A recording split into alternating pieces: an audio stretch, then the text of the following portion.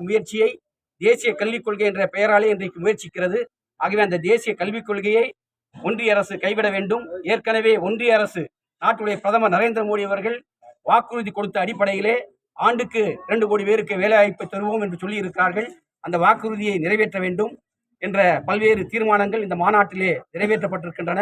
அதோடு மட்டுமல்லாமல் அனைத்து இந்திய இளைஞர் பெருமன்றத்துடைய மாநில மாநாடு வருகின்ற ஜனவரி மாதம் 26ஆம் தேதி தருமபுரியில் நடைபெற இருக்கிறது. அந்த மாநாட்டிற்கு கிருஷ்ணகிரி மாவட்டத்திலிருந்து 10,000 இளைஞர்களை திரட்டு செல்வதென்றும் அதே போல இந்த மாநாட்டுக்கான அனைத்து ஏற்பாடுகளையும் மேற்கொள்வதென்று இந்த மாநாட்டிலே தீர்மானம் நிறைவேற்றப்பட்டிருக்கிறது என்பதை தெரிவித்துக் கொள்கிறேன்.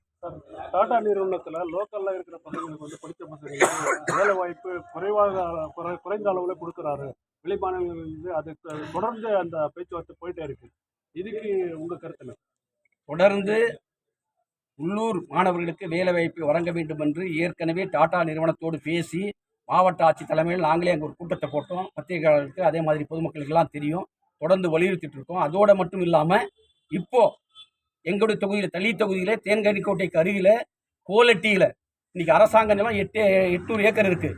அந்த இடத்துல அடுத்து டாட்டாவுடைய தொழிற்சாலை அங்கே வரப்போக இருக்குது. அதில் 20,000 பேருக்கு உள்ளூர் இளைஞர்களுக்கு வேலை வாய்ப்பை கொடுக்க வேண்டும் என்று நாங்கள் ஏற்கனவே உட்படுத்தி இருக்கிறோம்.